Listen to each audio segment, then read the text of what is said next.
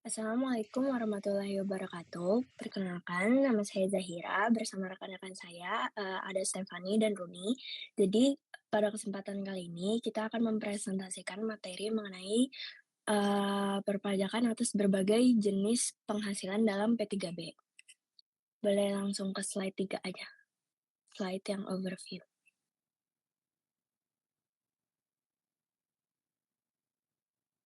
Boleh di-next ya. Mmm Baik, jadi pada slide ini itu sebagai gambaran pada presentasi kali ini kita akan memulai dari latar belakang terlebih dahulu, yaitu kenapa sih P3B itu penting. Nah kemudian, kita akan masuk ke pengertian dan prinsip dasarnya, lalu jenis-jenis penghasilan yang diatur dalam P3B, sampai ke dampak dan tantangan dalam penerapannya juga. Nah jadi alurnya itu, kita akan membahas dari konsep dasar terlebih dahulu, baru ke pembahasan yang lebih detail. Boleh di next slide. Nah, jadi pada saat ini itu ada latar belakang. Nah, kalau kita lihat sekarang nih, aktivitas ekonomi itu sudah bersifat global. Jadi banyak orang atau perusahaan-perusahaan itu sudah memiliki, penghasilan dari luar negeri. Nah, tapi masalahnya itu di sini, penghasilan yang sama bisa kena pajak di 2 negara sekaligus. Ini yang disebut dengan pajak berganda. Contohnya nih, misal, ada seseorang yang kerja di luar negeri tapi masih dianggap wajib pajak di Indonesia. Nah, itu bisa kena pajak 2 kali kan.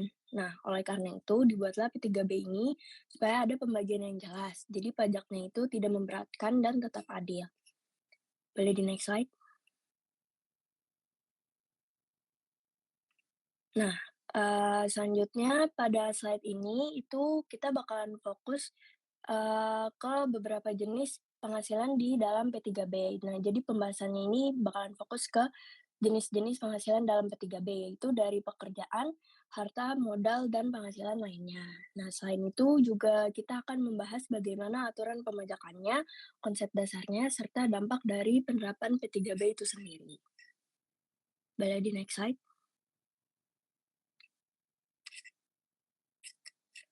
Nah, kemudian, di slide selanjutnya itu ada tujuan dari P3B. Nah, menurut John Hagel tahun 2000, tujuan P3B itu yang pertama ada mencegah timbulnya penolakan pajak atau tax evasion. Nah, ini, untuk mencegah wajib pajak menghindari pajak dengan memanfaatkan celah di antar negara. Nah, kedua itu ada memberikan kepastian. Nah, artinya itu di sini memberikan kepastian hukum terkait negara mana yang berhak mengenakan pajak. Kemudian yang ketiga itu ada pertukaran informasi. Negara dapat saling bertukar informasi untuk mengawasi kepatuhan wajib pajak. Nah, keempat itu ada penyelesaian sengketa dalam penerapan P3B. Nah, jadi jika terjadi perbedaan pendapat antar negara itu bisa diselesaikan melalui mekanisme P3B. Kemudian yang kelima itu ada non-diskriminasi, artinya wajib pajak asing tidak diperlakukan berbeda secara tidak adil. Nah, kemudian yang keenam ada bantuan dalam penagihan pajak. Negara dapat saling membantu dalam proses penagihan pajak. Dan yang terakhir itu ada penghematan dalam cash flow. Nah, karena tidak terjadi pajak berganda, sehingga beban pajaknya itu bisa menjadi lebih ringan. Boleh di next slide? Nah, kemudian, pada slide ini itu menjelaskan, pengertian dari P3B. Secara sederhana, P3B itu adalah perjanjian antara 2 negara untuk mengatur siapa yang berhak mengenakan pajak atas suatu penghasilan. Nah, jadi tidak semua negara bisa langsung mengenakan pajak, tapi harus mengikuti kesepakatan yang ada di dalam P3B. Nah, dengan adanya aturan ini, wajib pajak itu bisa jadi lebih jelas kewajibannya dan tidak dikenakan pajak 2 kali. Boleh di next slide? Kemudian selanjutnya itu ada, prinsip dasar P3B nih. Jadi di dalam, P3B itu ada 2 prinsip utama, yaitu negara domisili dan negara sumber. Nah, jadi negara domisili itu tempat wajib pajak, tinggal. Nah, sedangkan untuk negara sumber itu tempat penghasilan, tempat penghasilannya yang dihasilkan. Nah, jadi P3B ini mengatur pembagian hak pajaknya. Misalnya seperti apakah pajak dikenakan di negara sumber saja atau dibagi dengan negara domisili. Boleh di next slide?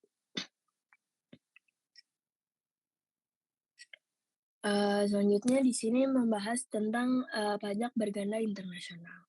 Nah, pajak berganda itu terjadi ketika satu penghasilan dikenakan pajak oleh 2 negara sekaligus. Hal tersebut terjadi biasanya itu karena, adanya perbedaan aturan, misalnya satu negara pakai asas domisili atau yang lain, pakai asas sumber.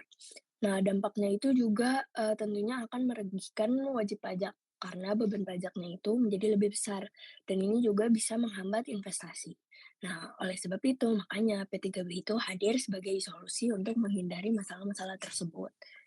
Selanjutnya boleh dijelaskan oleh teman saya. Oke, selamat siang teman-teman semuanya. Perkenalkan, nama saya Stephanie Rania. Pada kesempatan kali ini, saya akan membahas materi mengenai perjanjian penghindaran pajak berganda atau P3B, khususnya terkait pemajakan atas penghasilan dari pekerjaan, harta, modal, dan penghasilan lain-lain dalam P3B ini. Materi ini penting karena di era globalisasi saat ini banyak individu maupun perusahaan yang memperoleh penghasilan lintas negara, sehingga muncul potensi terjadinya pajak berganda internasional. Nah, pada slide kali ini, kita akan membahas mengenai perjanjian penghindaran pajak berganda P3B. Baik, P3B atau Tax Treaty merupakan perjanjian antara dua negara yang mengatur pembagian hak pemajakan atas penghasilan lintas negara. Kalau dijelaskan secara sederhana, P3B ini dibuat supaya seseorang atau perusahaan itu tidak dikenakan pajak dua kali atas penghasilan yang sama. Misalnya, ada perusahaan Indonesia mendapatkan penghasilan dari Singapura. Nah, tanpa adanya P3B, bisa saja kedua negara itu sama-sama memungut pajak penuh. Itu tentu dapat memberatkan wajib pajak kan. Nah, karena itu, P3B ini hadir untuk menentukan siapa yang berhak memajaki dan berapa batas tarif pajaknya. Jadi bisa dikatakan keberadaan P3B ini penting banget di era globalisasi sekarang karena transaksi antara negara itu kan makin sering terjadi, baik investasi, kerjasama, kerjasama bisnis maupun pekerjaan lintas negara. Oke, selanjutnya yaitu jenis penghasilan dalam P3B ini. Selanjutnya di dalam P3B terdapat beberapa jenis penghasilan yang sudah diatur menurut OECD. Yang pertama itu ada Specific Distributive Rule, yang kedua itu ada General Distributive Rule, dan yang ketiga itu ada Residual Distributive Rule. Nah, jenis pajak penghasilan ini itu dibagi supaya pengaturan pajak itu lebih jelas dan tidak menimbulkan sengketa antara negara. Contohnya itu ada laba usaha, ada penghasilan dari pekerjaan, dividen, bunga, royalti, sampai penghasilan lainnya. Kalau dilihat kalau dilihat sebenarnya hampir semua bentuk penghasilan internasional itu sudah diatur dalam P3B ini. Pembagian kategori ini juga dapat membantu pemerintah untuk menentukan siapa yang memiliki hak pemajakan lebih besar, apakah negara sumber atau negara domisili. Jadi sistemnya itu lebih tertata dan tidak asal memungut pajak seperti itu. Baik. Selanjutnya itu, pada slide ini dijelaskan bahwa penghasilan itu dibagi menjadi 3 kategori. Yang pertama itu ada active income, yang kedua ada passive income, yang ketiga itu ada other income. Nah, kalau active income itu, penghasilan yang diperoleh karena adanya aktivitas langsung, misalnya, bekerja atau menjalankan usaha. Nah, kalau, passive income sendiri itu berasal dari investasi atau kepemilikan modal, contohnya bunga deposito, dividen dividen, dividen saham, dan royalti. Lalu yang terakhir itu ada, other income yang merupakan penghasilan lain yang tidak termasuk ke dalam kedua kategori yang di atas tadi. Nah, perbedaan ini tuh penting karena setiap jenis penghasilan itu memiliki perlakuan pajak yang berbeda. Oke, di slide selanjutnya ini kita akan membahas, mengenai model P3B dan metode hak pemajakan. Dalam praktik internasional terdapat 2 model utama, yaitu model OECD dan model UN. Model OECD sendiri itu biasanya digunakan, oleh negara maju dan lebih banyak memberikan hak pemajakan kepada negara domisili. Sedangkan model UN sendiri itu lebih menguntungkan negara sumber dan banyak digunakan negara berkembang, termasuk Indonesia sendiri. Karena itu, Indonesia merupakan negara berkembang, jadi model UN ini dianggap lebih menguntungkan untuk meningkatkan penerimaan pajak dari investor asing. Nah, selanjutnya itu ada metode hak pembajakan untuk menghindari pajak berganda. Yang pertama itu ada metode unilateral, yaitu kebijakan sepihak suatu negara. Yang kedua itu ada metode bilateral melalui perjanjian P3B antara dua negara, dan yang terakhir itu ada metode multilateral yang melibatkan banyak negara. Tujuan semua metode ini adalah agar wajib pajak itu tidak dikenakan pajak secara berlebihan atas penghasilan yang sama. Oke, selanjutnya itu mengenai penghasilan dari pekerjaan dan harta. Kita bahas yang pertama dulu, yaitu mengenai penghasilan dari pekerjaan. Pada bagian ini kita membahas bagaimana sih penghasilan dalam pekerjaan. Kita akan membahas mengenai sumbernya. Penghasilan dari pekerjaan itu meliputi gaji, bonus, upah, dan tunjangan. Dalam P3B ini biasanya pajak biasanya dikenakan di negara tempat pekerjaan itu dilakukan. Namun ada pengecualian, yaitu aturan 183 hari. Jadi kalau seseorang itu bekerja di negara lain dalam waktu singkat atau sementara, biasanya pajaknya itu tetap dikenakan di negara domisilinya. Aturan ini biasanya bisa dikatakan cukup adil karena pekerja itu sementara tidak langsung dibebani pajak penuh di negara tempat dia bekerja. Nah, selanjutnya itu ada penghasilan dari harta. Biasanya berasal dari penyewaan tanah, bangunan, atau properti lainnya. Dalam P3B ini, pajak atas penghasilan harta tidak bergerak dikenakan di negara tempat harta itu berada, karena negara tersebut itu kan memberikan perlindungan hukum dan fasilitas terhadap properti tersebut. Jadi misalnya warga Indonesia itu punya sebuah apartemen di luar negeri yang disewakan, maka negara tempat apartemen itu berada tetap memiliki hak untuk memajaki apartemen tersebut. Selanjutnya itu ada penghasilan dari modal dan lainnya. Nah, penghasilan dari modal ini bisa meliputi dividen, bunga, royalti, dan capital gain. Dalam P3B ini, negara sumber itu tetap boleh mengenakan pajak, tetapi tarifnya itu dibatasi. Tujuannya supaya si investor ini tidak merasa terbebani dan tetap tertarik melakukan investasi internasional. Nah, pengaturan tarif ini penting karena kalau tarif pajaknya terlalu tinggi, otomatis para investor itu bisa saja memilih pindah investasi ke negara lainnya. Nah, yang terakhir itu ada penghasilan lain-lain. Nah, ini merupakan penghasilan yang tidak termasuk kategori pekerjaan harta, tidak termasuk kategori pekerjaan harta maupun modal. Biasanya pajaknya itu dikenakan di negara domisili wajib pajak tersebut. Tetapi kalau penghasilan tersebut berkaitan dengan bentuk usaha tetap atau kegiatan usaha di negara lain, maka negara tersebut itu bisa mengenakan pajak.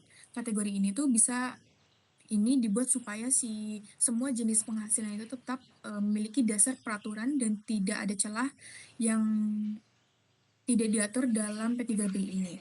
Baik, sekian dari saya. Selanjutnya bisa dilanjutkan oleh teman saya. Terima kasih. Oke, baik. Mungkin sebelum saya presentasi, izinkan memperkenalkan diri. Perkenalkan nama saya Runi. Mungkin langsung aja kita langsung lanjut ke pembahasan, yaitu yang pertama ada ketentuan P3B di Indonesia dengan beberapa negara. Yang pertama, kalau jika kita lihat implementasi nyata dari beberapa mitra P3B Indonesia, pertama itu ada Amerika Serikat. Di sini diatur bahwa tarif maksimal dividen bagi investor adalah 15% dan royalti maksimal adalah 10% dari jumlah bruto. Selain itu, branch profit tax untuk BUT atau bentuk usaha tetap dikenakan sebesar 10%. Lalu yang kedua, Indonesia dengan Korea Selatan. P3B ini telah diperbarui untuk mencegah praktik BEPS atau Base Erosion and Profit Shifting, yaitu strategi penghindaran pajak melalui pengalihan laba.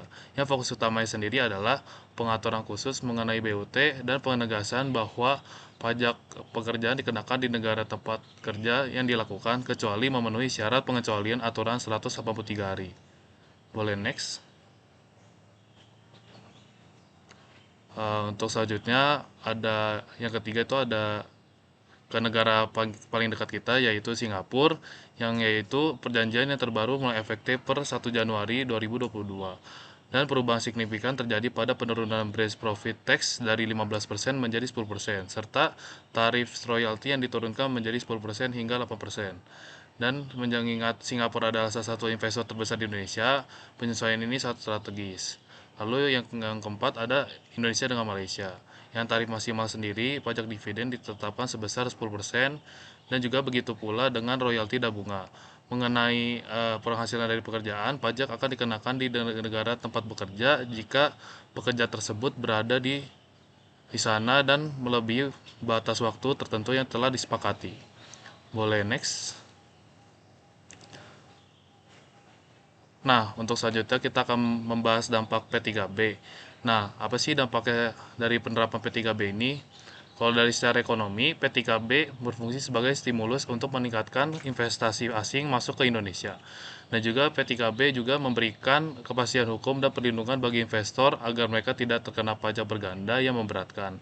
Di sisi lain juga, P3B memperkuat kerja sama dengan internasional dalam hal transparansi, terutama melalui pertukaran informasi antar otorisasi pajak negara-negara mitra.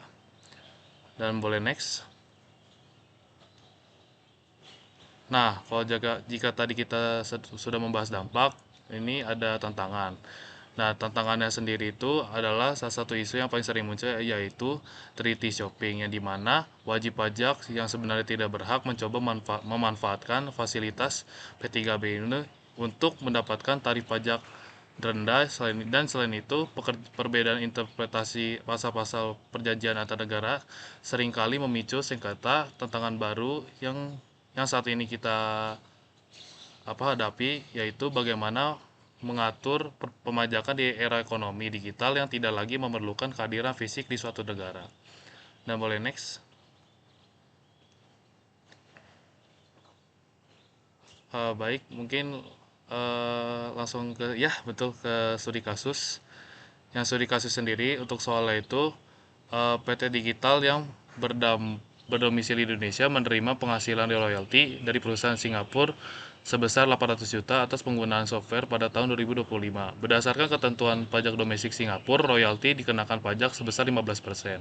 Namun berdasarkan perjanjian penghindaran pajak berganda atau P3B Indonesia dengan Singapura, tarif pajak royalti diturunkan menjadi 10%. Boleh next. Nah, pertanyaan itu, berapakah pajak yang harus dibayarkan? Dan berdasarkan prinsip lex specialis, itu tuh pajak yang harus dipotong sebesar 10% dikali 800 juta rupiah, yaitu sebesar 80 juta. Dan angka ini jauh lebih efisiensi bagi perusahaan dibandingkan jika harus membayar tarif 15%, yang membuktikan bahwa P3B ini sangat membantu dalam efisiensi pajak internasional. Dan mungkin boleh next.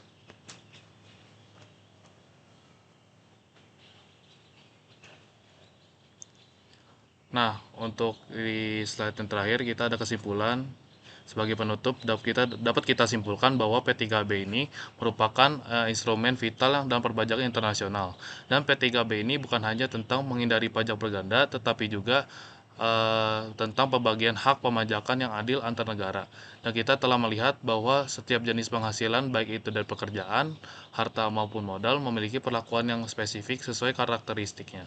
Dan memahami P3B ini berarti memahami bagaimana bisa kita berkompetisi di pasar global dengan kepastian hukum yang jelas. Mungkin sekian juga dari kelompok kami. Mohon maaf jika ada kesalahan. Wassalamualaikum warahmatullahi wabarakatuh.